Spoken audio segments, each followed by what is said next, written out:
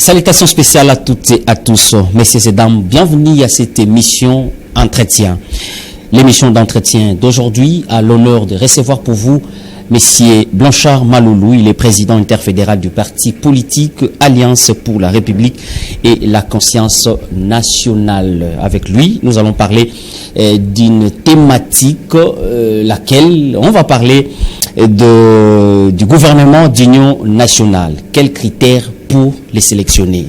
Vous savez avec moi, ou sinon vous savez comme moi, que la République démocratique du Congo est depuis plus de 30 ans agressée dans la partie Est, dans sa partie Est. Alors ça a plu au président de la République d'annoncer la formation de l'union nationale juste pour affronter ces atrocités qui ont trop perduré dans la partie Est de notre pays. Voici donc la thématique qui sera débattue au cours de cette émission. Et je dis merci à l'équipe technique. Hervé Mena et Christian Timba et Clovis Solo sont derrière les caméras et à la régie finale pour réaliser cette émission. Monsieur Blanchard Maloulou, salutations spéciales et bienvenue. Merci, monsieur le journaliste. Voilà, nous allons parler de la formation du gouvernement d'union nationale. Mais avant d'en arriver, et comme je l'ai dit à l'entame de cette émission, que la RDC est agressée dans sa partie Est. Et le président de la République a pensé, comme je venais de le dire, de mettre en place un gouvernement d'union nationale. Mais par rapport à cette agression rwandaise, à chaque fois, à chaque sortie médiatique du président de la République, il ne cesse de pointer du doigt Kabila, disant qu'il est le parent de l'AFC, mais aussi le président Paul Kagame, qui est le parrain du mouvement rebelle M23. Vous partagez le même avis que le président de la République?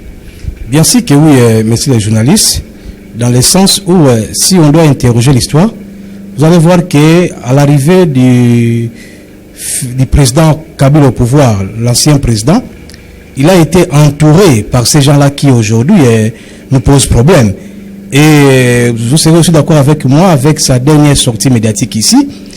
Et Kabila estime que comme si le chef de l'État actuel est le problème. Donc c'est lui qui n'a pas eu à respecter ceux qui se sont convenus, selon lui, mais alors qu'en réalité, pour cette fois-ci, nous avons un président qui est né d'une mère et d'un père qui sont les Congolais.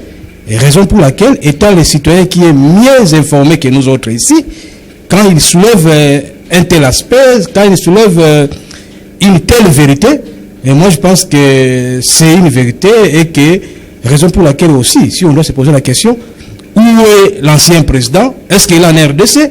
Pourquoi n'est-il pas en RDC alors que la loi le sécurise?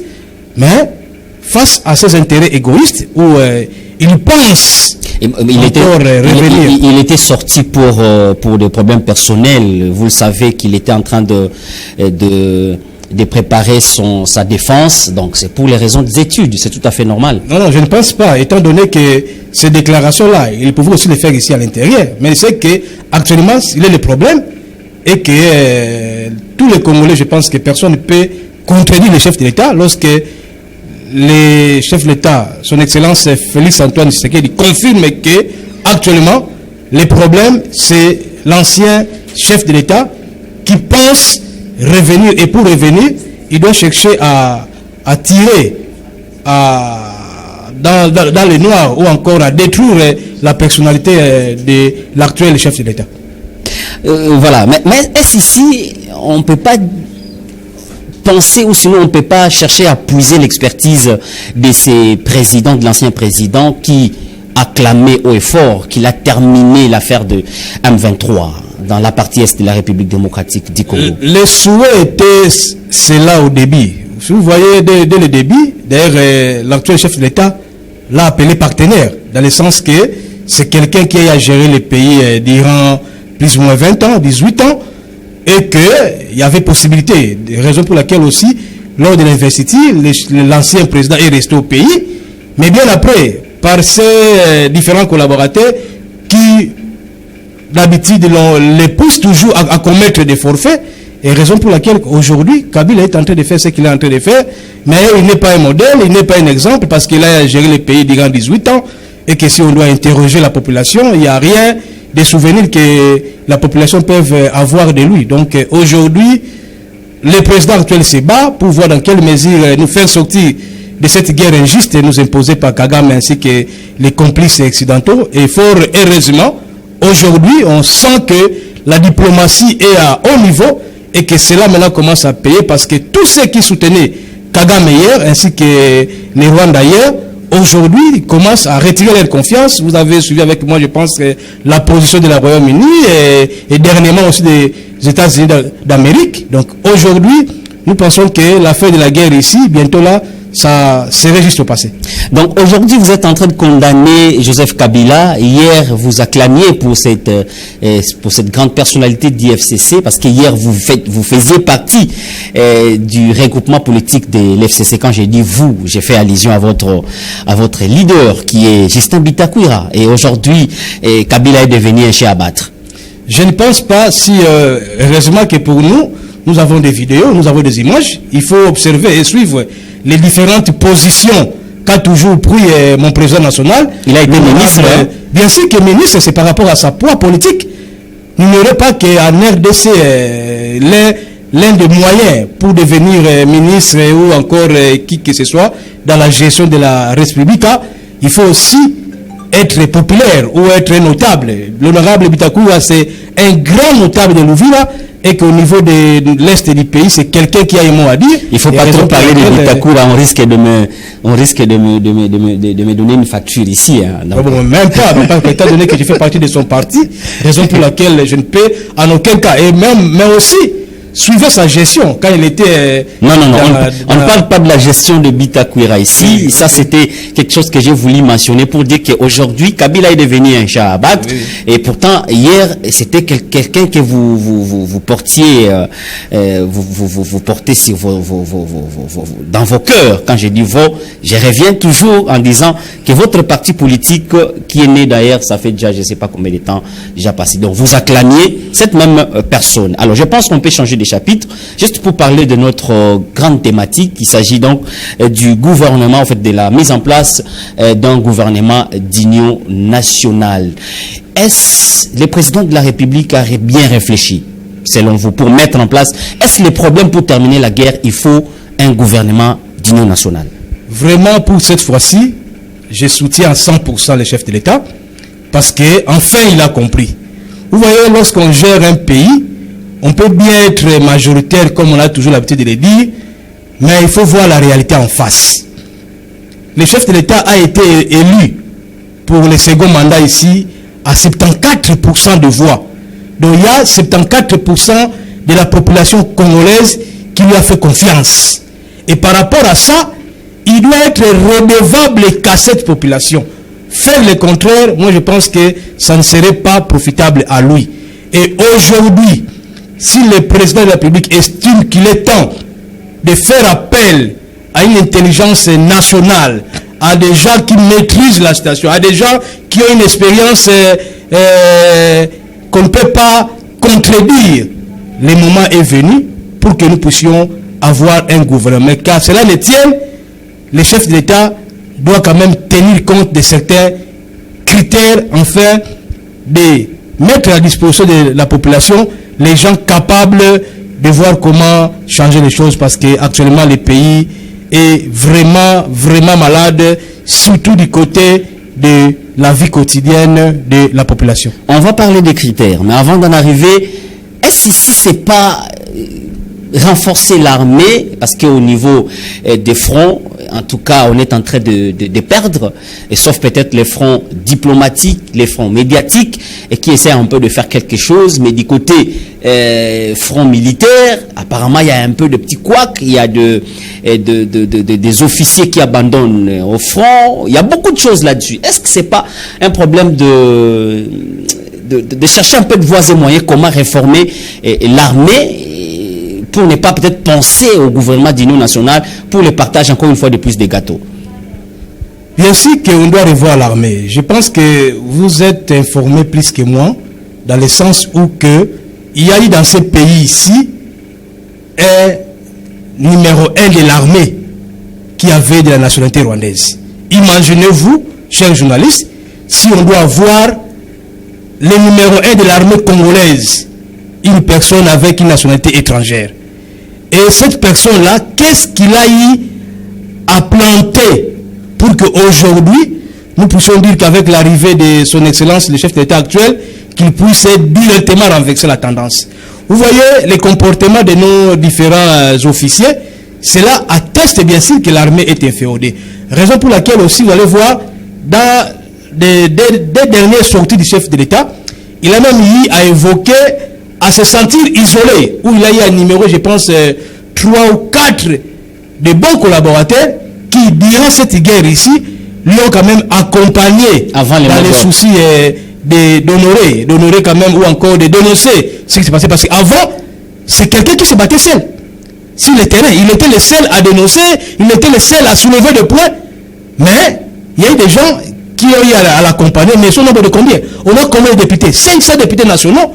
On a un gouvernement éléphantesque, alors qu'il y a moins de 4 personnes qui ont eu quand même à organiser des rencontres avec la population dans le souci d'expliquer à cette base-là ou à cette population-là les vrais fondés de cette guerre injuste dont la RDC subit. Mais la réforme de l'armée, je pense que maintenant là c'est dans les cahiers ou dans l'agenda du chef de l'État, il va s'en saisir et l'exploiter afin que nous puissions avoir une armée républicaine, une armée qui va répondre aux besoins de la population. Mais de l'autre côté ici du PPRD, on est en train de rigoler parce que selon le PPRD, leur leader a quand même pu éteindre le feu de la guerre du côté de l'Est de la République démocratique du Congo. C'est avec ces mêmes armées, hein, cette même armée, voulais-je dire, qu'aujourd'hui vous êtes incapable de manipuler. Donc, les PPRD clament haut et fort que tu Silisaki Bitumbo avec Joseph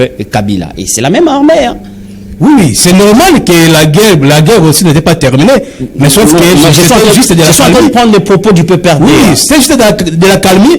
Mais je serais d'accord avec vous dans le sens où c'est normal qu'il puisse avoir la calmie, étant donné que les chefs de l'État passés, ou l'ancien chef de l'État, faisait partie du problème. Et c'est normal que quand ils vont se retrouver pour se réunir, il était là pour aussi dire que non, dans ce stade ici, stopper, observer. Mais avec l'actuel chef de l'État qui ne veut pas négocier. Donc là, il a fait accepter la négociation avec les M23. Bien sûr que oui, parce que là maintenant vous voulez parler du brassage et mixage. Oui, mixage, parce qu'au final, vous voyez, avec les M23 d'aujourd'hui, s'il faut interroger l'histoire, l'AFDC, c'est le même M23. RCD, c'est le même M23. Ce sont des gens, les mêmes personnes, mais qui ne font que changer les noms et utiliser une personne une autre personne à la tête. C'est-à-dire aujourd'hui, Nanga est là avec son parti, mais c'est le même AFDL qui était avant, mais qui ne fait que changer de nom au fur et à mesure que la chose est en train d'évoluer. Mais ce qu'il faut retenir dans cette guerre injuste ici, Kabila n'avait pas terminé la guerre au niveau de l'Est. Mais étant donné qu'il faisait partie du problème, il avait cette possibilité-là de négocier avec et qu'il y avait de la calmie. Mais avec l'actuel chef de l'État qui demande que comment je peux négocier avec le M23, qui en soi n'est qu'un bouc émissaire. Le M23 c'est juste quelque chose qu'on est en train d'utiliser. Mais derrière le M23, il y a Kagame. Et derrière même Kagame, il y a les multinationaux. C'est la raison pour laquelle aujourd'hui, moi je pense que si le chef de l'État va accepter ou a accepté à négocier, c'est parce qu'il a compris les Occidentaux qui soutenaient Kagame. Aujourd'hui, là, ils se sont dit non, maintenant là, nous arrangeons du côté de la vérité pour voir maintenant comment trancher. Parce que imaginez-vous, les Rwandais ne produisent pas le cobalt, mais lorsqu'on doit publier dans les rapports là que les Rwandais deviennent les producteurs de cobalt au niveau de l'Afrique alors qu'il n'en a pas. Le cobalt est du sang. Le minerai que tout ce que les Rwandais utilisent là donne au niveau du Royaume-Uni, au niveau de la France et dans d'autres pays, ils les récupèrent où? C'est en RDC. C'est pour ça que nous disons, la diplomatie du chef de l'État a payé parce qu'aujourd'hui, même je vous informe qu'il y a pas, je pense hier ou avant-hier, les États-Unis maintenant ont accepté de collaborer avec les RDC où ils vont nous accompagner concernant l'armée et que nous, à notre tour, on va voir comment maintenant leur soumettre ce qui est nos richesses dans les soucis de négocier avec eux, gagnant-gagnant. Mais avant, c'était au profit du Rwanda que les multinationaux achetaient les minéraux du sang. Parce que vous avez ouvert cette parenthèse, j'aimerais aussi ajouter quelque chose, ou soit vous poser aussi cette question par rapport à ça. Et on dit, oui, vous parlez des avancées significatives en termes de la diplomatie, il y a tel pays qui condamne, il y a tel pays qui condamne, il y a tel pays, mais il n'y a pas comment? En fait, il y a pas de retombées sur terrain. Hein? Pendant qu'on est en train de condamner, là, la coalition FCM 23 continue à progresser, continue à récupérer des territoires, des localités. Est-ce que vous ne trouvez pas que c'est une peine perdue? Il faudrait attaquer directement? Bon, attaquer c'est bien. Mais s'il faut attaquer pour faire souffrir la population. Ah, donc vous croyez que vous acceptez que c'est une peine perdue? Autant de condamnations, autant de dénonciations. Nous disons non à la guerre à l'Est, nous disons ceci, mais sur terrain, il n'y a rien. Sur terrain, il y a des retombées. Il y a eu, je pense, si vous avez eu à suivre la position du Rwanda face à la Royaume-Uni, lorsque le Royaume-Uni plutôt a eu à demander, a eu à dénoncer la guerre de l'Est, que le Rwanda est dedans. Le Rwanda a demandé au Royaume-Uni qu'il puisse payer la facture et que le Royaume-Uni dit que nous n'allons pas payer. Chers journalistes, la guerre c'est bien, mais lorsque nous connaissons les gens qui sont derrière cette guerre-là, à quoi bon d'aller se battre alors qu'il y a possibilité d'aller juste dire à ces gens-là, vous avez besoin de minerais? Oui, venez directement négocier avec nous. Et je peux vous avouer, on voyait l'avancée de Nanga et son équipe, mais maintenant ils sont où? Est-ce que vous attendez encore qu'ils aient à récupérer une telle ou l'autre localité? C'est parce que le chef de l'État actuel a eu à démanteler les réseaux et que au jour actuel et dans les jours à venir, je vais revenir ici pour vous dire que voilà, aujourd'hui là, on ne parlerait plus. Le chef de l'État ne veut plus avoir une paix éphémère, une guerre qui se termine, mais donc, ou demain ou après-demain, on aura encore un autre nom, mais avec les mêmes personnes. Il veut vraiment mettre fin et une fin durable, une fin automatique avec les gens qui ont l'habitude de nous adresser, parce que ces gens-là, lorsqu'ils pillent nos minéraux, ils ne les exploitent pas eux-mêmes. Ils les vendent au niveau des Occidentaux. Et raison pour laquelle nous disons, Royaume-Uni, États-Unis d'Amérique, France, l'Angleterre, l'Allemagne, venez directement vous-même nous voir et qu'on va négocier avec vous concernant nos richesses qui dérangent les pays voisins qui nous entourent. Bien. Avant de parler des critères, parlons de cette dirigée de la main tendue du président de la République par l'opposition congolaise. Le président de la République dit venez pour que nous puissions faire un bloc pour attaquer les Rwandais qui nous attaquent, et l'opposition dit, je reprends la phrase, Lamba Lia Toroyati. Et aussi ils ont fait un bloc, ils ont dit on ne veut pas venir, on ne viendra pas. Ils ont crainte, en fait leur crainte est au niveau de, en fait c'est qu'ils ont dit que le président de la République veut partager son bilan mitigé avec l'opposition. Vraiment, ils ont raison. L'opposition, par rapport à cette question, moi je dis, les doutes qu'ils expriment là, c'est fondé. Et voilà la raison pour laquelle, pour l'actuel chef de l'État, il doit maintenant chercher à corriger le pire. Parce que, pour son premier mandat, s'il faut palper de la réalité sur le terrain concernant la vie de la population, il y a des couacs. Il y a les gens qui sont là, les gens qui l'entourent, rien que pour les baisser, pour les flatter, mais non pour répondre à sa vision. Et si l'opposition, aujourd'hui, estime la crainte d'adhérer à la vision du chef d'État, d'accepter son invitation, moi je pense que cela doit interpeller le chef d'État pour voir maintenant, pour cette fois-ci, il doit chercher à composer avec les gens qui sont crédibles et honnêtes. Et c'est dans ce cas-là, donc là on va plus parler du gouvernement de l'Union nationale, parce que l'opposition est acceptée. Non, mais quand on parle de l'opposition, l'opposition elle est plus rien. Quand vous voyez les gens là qui refusent là, ils n'ont pas les monopoles de l'opposition. Il y aura quand même des gens qui vont accepter parce que... Non, mais ils ont fait un bloc. C'est ça, la majorité des taciques de l'opposition, il y a Martin Fayoulou, il y a PPRD, Joseph Kabila, il y a Envol, Délice Sanga, il y a quoi encore, Matata Pogno, LGD, qui encore Kabound, Jean-Marc Kabound.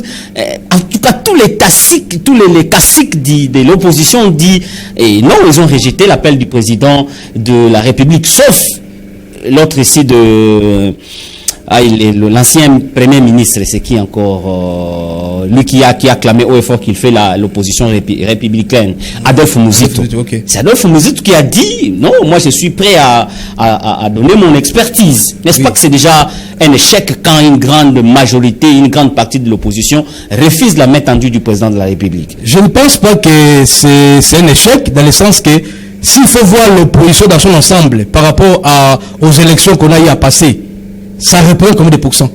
C'est 26%. Parce que le chef de l'État a été élu à 74%. D'ailleurs, pour moi, les chefs de l'État ne pouvaient même pas demander à ces gens-là. Mais étant nationaliste, c'est juste pour le faire voir que non, pour cette fois-ci, regardez comment on a agressé. D'abord, c'est le pays, c'est la nation qui est menacée. Parce que vous faites l'opposition. Mais si demain, vous laissez un pays qui est divisé, vous allez gérer qui? Raison pour laquelle moi, je tiens à demander au chef de l'État. L'opposition dans son ensemble, les gens là représentent que 26%. Et Adolphe Mouzito, c'est l'un d'opposants qui a un bilan, qui a eu à œuvrer où la population peuvent en témoigner. Mais le reste là, ce sont des gens qui sont dans des politiques de haute toi que je m'y mette. Matata Polo a stabilisé les cadres macroéconomiques du pays. Il a stabilisé les cadres macroéconomiques. On attend son procès avec la meilleure gestion de Boukangalonge. Mais là aussi, il a déclaré que c'est devenu un procès politique. Parce que ça a été classé sans suite. Ça a toujours été ainsi, chers journalistes. En Afrique et précisément dans mon pays qui est la République démocratique du Congo, quand quelqu'un fait l'opposition d'après lui, lorsqu'on l'interpelle, c'est l'affaire politique. Non, mais il doit aller répondre. Il doit aller avancer ses arguments parce qu'on a vu, vous l'avez vu avec moi ici, on a interpellé les gens comme des Chadari, des Minakou et consorts. Mais après tout, ils ont été là. Est-ce qu'ils ont été arrêtés? Non. Lorsque vous interpelle, il faut répondre. Et face à ça, si on constate que vous n'avez rien à voir, on va vous libérer. Il a répondu plus d'une fois. Non, plus d'une fois, bien sûr que oui, mais sauf que les histoires juridiques, ce ne sont pas des histoires qui finissent du jour au lendemain. C'est une procédure. Je pense que maintenant là, on a eu à repousser son procès. On attend. Parler de Moïse Katumbi. Bon, je ne sais pas. Avec quel bilan? Vous voyez, la population doit comprendre une seule chose. Actuellement, mais comment vous voulez parler du bilan de Moïse Katumbi alors qu'il n'a jamais été président de la République? Non. Mais pour devenir chef de l'État, il faut gouverner, il a une expérience, il a géré, même si, même pour une personne qui fait bourgmestre, même si vous avez à gérer une entreprise, on peut aussi faire une projection. On peut faire une projection parce qu'on regarde, non, quand il était X, regardez comment il a eu à gérer. Chers amis, chers journalistes, la RDC aujourd'hui a un problème. Et si nous souffrons aujourd'hui, c'est parce que nous avons quelqu'un qui dirige le Congo aujourd'hui, qui est congolais de père et de mère approuvé. Si vous regardez l'histoire, avec l'effet Mobutu, il avait une nationalité douteuse. Après Mobutu, d'abord avec Kasavubu, il fut congolais de père et de mère, et regardez comment était son sort. C'est quelqu'un qui était dans une gestion modèle. Il gérait la République d'une manière exemplaire. Et son bilan? Et son bilan aussi, parce qu'à l'époque là, c'est-à-dire que vous voyez, à l'époque là, il y avait une gestion connu, si je peux le dire ainsi, parce que c'est au moment où on avait accédé à l'indépendance, où il y avait encore des histoires à faire là, tout ça. Mais Mobutu a dirigé ce pays ici durant 32 ans. C'est vrai qu'il n'y a pas seulement le mal, mais si vous voyez, si vous parlez de sa nationalité, vous allez voir que les gens lui parlent que non, il était de Centrafrique, ou non, il était ceci, tout ça. Et si vous voyez après Mobutu, Musée Veni, c'est un Congolais, mais après combien de temps? Musée Veni, mais le mal maintenant pour Musée aussi, il a été accompagné. C'est quelqu'un qu'on avait fait juste porter une mallette, dont il ignorait les contenus. Et subitement, il a été viré parce que la vision de ces multinationaux-là était de l'exploiter. C'est-à-dire, nous, en arrivant au pouvoir, on voulait exploiter notre pays et comme il était nationaliste, il a dit non, je ne serai pas d'accord avec vous à ce que vous me demandez de faire. Et il a été tiré. Après Musée, maintenant là, Joseph Kabila est venu au pouvoir, 18 ans d'Iran, vous connaissez comment le pays a été géré. Les différentes routes là, construites là, juste même avant son départ là, toutes les routes étaient détruites. C'est parce qu'il n'y avait pas de contrôle. Qu'est-ce que Kabila nous a laissé ici? Si on voit Mobutu, on voit, par exemple, au niveau du Congo central, on voit le pont Maréchal. Si on voit Mobutu, au niveau de Kinshasa, on voit le stade de martyrs. Mais si on voit Kabila aujourd'hui, qu'est-ce qu'on peut voir? Alors qu'il y a 4 là-bas, vous allez voir que tout ce qui était au niveau de notre zone ici, de zone nationale ici, les différents animaux et consorts là, mais là c'est à Kinakati, où les gens pour éviter payent de l'argent, et là c'est Kabila. Le pont de Matadi ici, si cela est devenu comme il est aujourd'hui là, c'est qui? C'est Kabila. Mais maintenant, Félix est venu, c'est vrai qu'au premier, je me sais que moi, j'ai toujours demandé à la population, on doit accorder encore de la chance à l'actuel président, surtout par rapport à son deuxième mandat. Parce que le premier mandat, c'était un mandat difficile, où il devait gérer ensemble avec les gens là, c'est toujours votre argumentaire. Non. Maintenant, là, moi, je ne suis même pas de l'IDPS. Je parle ici, je ne suis pas de l'IDPS. Non, je ne parle pas de l'IDPS. Je vois les réalités. Tous les partis politiques qui sont derrière le président de la République. Donc, même si vous n'êtes pas de l'IDPS, mais vous faites allier. Non, mais lorsque je vous dis que par rapport au premier bilan du chef de l'État actuel, par rapport à son premier mandat, il y avait encore de quoi parce qu'il a eu à une étape de 3 ans durant gérer avec les kabylistes. C'est vers la fin où il a eu à renverser dans la tendance. Mais maintenant, le chef d'État actuel n'aura plus d'excuses par rapport à son dernier mandat.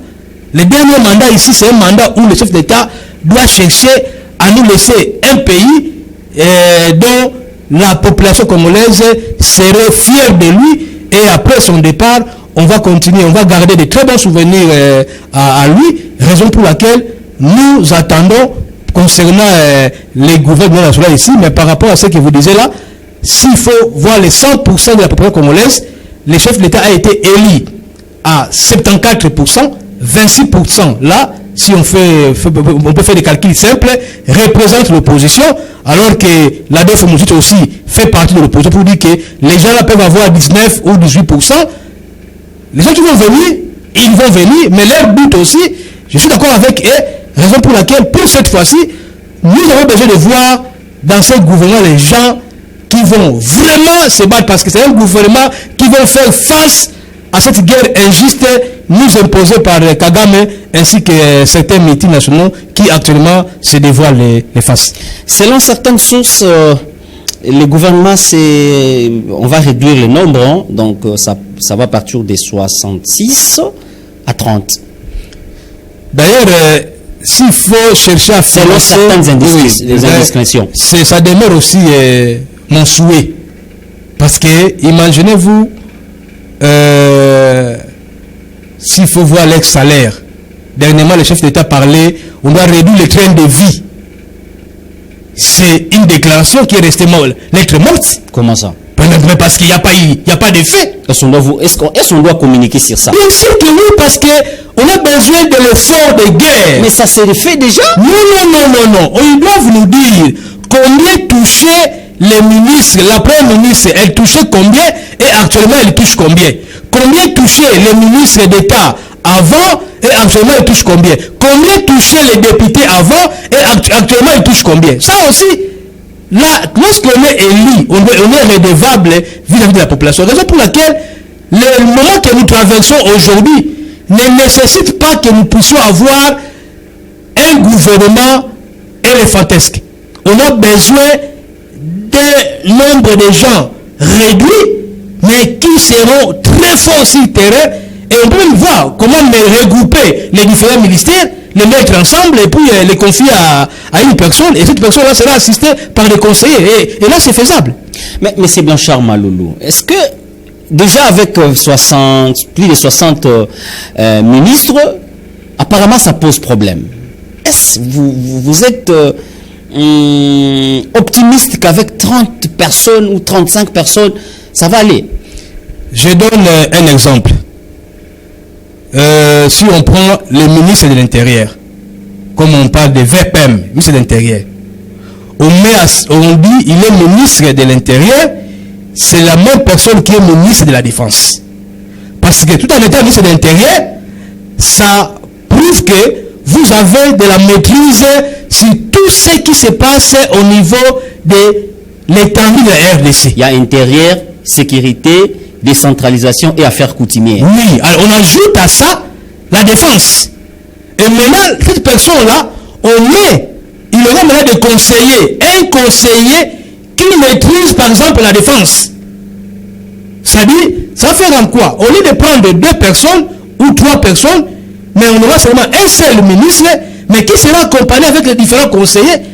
Et si le ministre a un salaire, par exemple, de 10 000 $, par exemple, là c'est un exemple que je donne parce que je ne maîtrise pas aussi leur salaire. Si le ministre a un salaire de 10 000 $, il est le seul. Alors, au lieu d'avoir 4 pour avoir 40 000, il aura 10 000 $, mais il sera entouré avec les différents conseillers qui peuvent avoir des salaires de 2 000 ou de 2 500 $. Et là, les 4 là, ça fait 10 000 $, plus même 20 000 $, mais à la place d'avoir 40 000 plus les coûts. Chers amis, la souffrance de la population congolaise aujourd'hui réside dans ses dirigeants. Comment ça? Mais le budget, quand on parle du budget, vous savez combien représente le budget au niveau de la présidence? Combien? Vous savez combien? On ne connaît pas les montants, mais si on voit combien... Mais vous ne connaissez pas les montants, mais ça on spécule. Non, on ne spécule pas. Voyons par exemple les salaires d'un fonctionnaire de l'État. Voyons par exemple les salaires d'un militaire. Voyons par exemple les salaires des infirmiers et consorts. Les magistrats, les médecins. Mais déjà, avec le rumeur, lorsqu'on vous dit que le salaire d'un député a quitté par exemple de 21 000 $ pour arriver à 32 000. J'ai dit. Des rumeurs. Ce sont des rumeurs. Vous parlez des rumeurs. Mais maintenant, d'où viennent les rumeurs? Je peux dire que lorsqu'il y a des rumeurs, c'est comme si... Pas forcément. Pas forcément, parce que les Congolais, vous êtes très... Pour éviter qu'il y ait de rumeurs, il faut mettre à la place publique les informations fondées et réelles. C'est comme ça que moi je fais partie des gens qui ont voté le chef de l'État. Il n'y a jamais une élection en République démocratique du Congo où on a eu à voter un chef de l'État avec 74% de voix. Laissez-moi dire quelque chose au chef de l'État. Son Excellence, Monsieur le chef de l'État, Félix Antoine Tshisekedi Tshilombo, vous serez les seuls responsables après votre mandat. Il y a une occasion qui est donnée afin que vous puissiez nous présenter un gouvernement d'union nationale. Mais ce que vous devrez retenir, chère Excellence, les gens qui vous entourent là, beaucoup parmi ces gens-là sont des flatteurs. Ils sont là juste pour leurs propres intérêts. Et aujourd'hui, l'histoire va en sortir. Il n'est pas encore trop tard pour corriger les différentes erreurs. Et que nous attendons ce gouvernement national afin que nous puissions avoir le nombre réduit de ministres et même des gens qui entourent les différents ministres, c'est-à-dire les membres des cabinets. Et dans ce sens-là, toutes les sommes qui vont rester vont nous aider à les envoyer à l'Est. Moi, je suis Congolais de père et de mère. En dehors de la RDC, je n'ai pas un autre pays où je peux aller m'installer. Je n'ai pas un autre pays où je peux aller habiter. La RDC est mon pays et restera mon pays. Face à la RDC, il n'y a pas moyen de négocier parce que nous n'avons qu'un seul pays. Mais il y a des gens qui, en dehors de la RDC, si ça crépitait ici, ils vont là ailleurs. D'ailleurs, je ne saurais pas le dire, mais on est en train de suivre aussi ce qui se passe à qui. Il y a même des gens, des autorités qui ne sont plus à Kinshasa aujourd'hui. Ils sont ailleurs. Parce qu'ils ont les moyens pour y aller. Mais pour nous autres ici, chef de l'État, nous attendons avec beaucoup d'espoir ces gouvernements ici. Et nous voulons des gens sérieux et responsables. Bien. Sérieux et responsables. Je pense maintenant ici on va parler de... Vous soutenez à ce que le nombre soit réduit, le nombre de ministres, que le nombre soit réduit. Et aussi... alors, parlons maintenant des critères. Vous avez commencé en disant on peut réduire, on peut fusionner les ministères de l'Intérieur et avec celui de la Défense, par exemple. Donc, selon vous, c'est possible. Les droits humains avec la justice, on peut les fusionner. Donc, il y a beaucoup d'histoires. Les ministres du travail, on peut les fusionner avec les affaires sociales. Donc, si je peux, d'ailleurs, je pense prochainement, je vais revenir vers vous ici avec des détails, comment on peut mettre ensemble certains ministères et les fusionner pour avoir qu'un seul ministère. Bien. Alors, parlons maintenant des critères des sélectionnés. Oui, oui. Selon vous, ils doivent être comment? À mon humble avis, les caractères. Oui, oui. À mon humble avis, s'il faut interroger l'histoire, le système de la majorité parlementaire a montré ses limites. Le chef de l'État, il est le seul. D'ailleurs, c'est comme ça que même moi, en passant, c'est juste une entre parenthèse que je vais offrir. Je suis d'accord même qu'on puisse changer la constitution que nous avons aujourd'hui, parce qu'il y a beaucoup de failles dans cette constitution-là. On met le chef de l'État redevable ou responsable de tout, mais alors qu'il y a un premier ministre qui gère.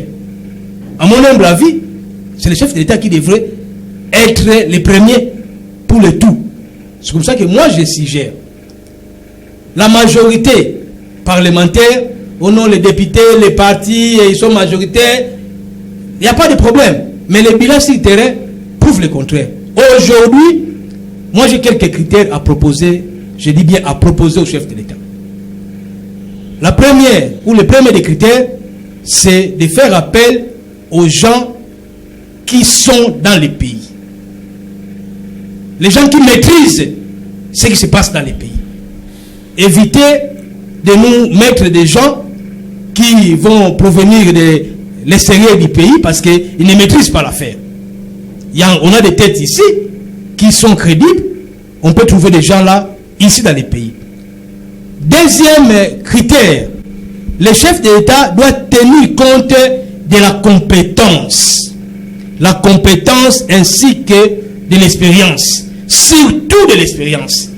Je trouve anormal, à mon humble avis, d'avoir quelqu'un nommé ministre, mais qui cherche à prendre tout en état ministre. Là, c'est normal. Vous avez des preuves? Non, bien sûr que oui, mais papa. Nous habitons où? Nous sommes ici. On voit comment les gens là sont nommés. Et parfois, quand ils sont nommés là, mais on se pose des questions parce que soit on veut plaire que non, il faut répondre et on doit avoir les représentants. Non, ce sont des histoires qui sont cadiques. Non, mais vous les Congolais, vous avez aussi, permettez-moi de le dire ici, vous avez, selon d'autres personnes qui les disent aussi, vous êtes animé d'un esprit de la haine. Quand on nomme quelqu'un, il ne faut pas cette personne-là, il faut que ça soit vous, et ça crée un peu de couac là-dessus. Vous ne voulez pas qu'on donne la chance aux personnes de travailler, si ce n'est que vous. Non, vous savez que nommer les gens au niveau du gouvernement, c'est un pouvoir discrétionnaire du chef de l'État. Ça, c'est une parenthèse. Hein? Oui. N'oubliez pas que nous parlons déjà des critères. Hein? Oui. Okay. C'est-à-dire, personne ne peut pousser le chef de l'État à nommer les gens qu'on trouve être capables de renverser la tendance. Mais ce que nous disons ici, nous on propose. Moi, je ne donne pas les noms. Je ne suis pas là pour donner les noms de mon chef d'État comme les gens les font d'habitude. Où nous, les ressortissants de les chefs d'État, tout. Là, ce sont des histoires qui sont caduques. Moi, je dis, les chefs d'État doivent tenir compte des gens qui maîtrisent, qui habitent, qui sont dans le pays, qui maîtrisent ce qui se passe ici. Deuxième critère, les gens qui ont de la compétence, mais surtout de l'expérience. Parce que c'est vraiment anormal, par exemple, d'avoir un médecin comme ministre de la Justice. Il va aller là-bas pour d'abord chercher à maîtriser des lois, à maîtriser les tests, ou encore avoir un juriste comme ministre de la Santé. C'est compliqué, chers journalistes. On doit avoir les gens qui maîtrisent les choses. Troisième condition, on doit avoir des gens qui ont une probité morale approuvée. Et là, les chefs d'État peuvent faire les sondages. La population, nous pouvons aussi, nous la population, proposer aux chefs d'État les noms. Si on peut ouvrir un numéro vert, où les gens peuvent les proposer les noms. Parce qu'attention aussi, il y a un problème. Nommer quelqu'un ministre, il ne faut pas seulement que cette personne-là puisse sortir d'un coin. Non, cette personne-là doit avoir un leadership national et non un leadership provincial ou lié de son coin. Là, c'est aussi un problème. Probité morale, c'est vraiment un aspect où pour cette fois-ci, les chefs d'État doivent en tenir compte. Pour ça, j'ai dit ça, nous ne voulons plus voir, surtout les gens qui vont revenir dans ce gouvernement national, ce sont les gens, si on attend les noms, on se dit que non, lui du moins, il peut revenir. Il peut revenir. Mais d'une manière générale, nous voulons des gens qui vont répondre dans ça. On a parlé de la taille. La taille, les chefs d'État doivent vraiment sensiblement réduire la taille parce que ça va aider la République à avoir cet argent-là et pourquoi pas à l'envoyer à l'effort de guerre. Vous voyez maintenant actuellement là, il y a la jeunesse qui sont en train d'adhérer à l'armée, ce qui est une bonne chose. Mais avant, les gens considéraient l'armée comme étant un travail de faible ou encore des gens qui sont moins sérieux ou encore les gens qui ont eu à rater de l'éducation. Alors qu'on doit changer. Comme ça, même moi, je proposerai dans des conditions d'avoir les gens qui vont faire l'armée pour les prochaines fois. On doit revoir les niveaux d'études. Minimum 1 des 6. On doit supprimer pour être militaire, aller dans des histoires des gens qui ont fait l'école primaire, tout ça. Là, non, parce que d'habitude aussi, c'est ce qui pousse même les gens qui ont l'envie d'y aller. Ils se disent que non, là-bas, ce n'est pas à mon niveau parce que alors que dans des pays bien organisés, quand quelqu'un termine l'université, il commence par l'armée avant d'aller ailleurs. Et pour terminer, le 5e critère que moi je proposerai, les choix qui sera effectué par son excellence, le chef de l'État, doit se concorder avec la volonté populaire. Donc voilà un peu pour moi, pour ce gouvernement national, les critères.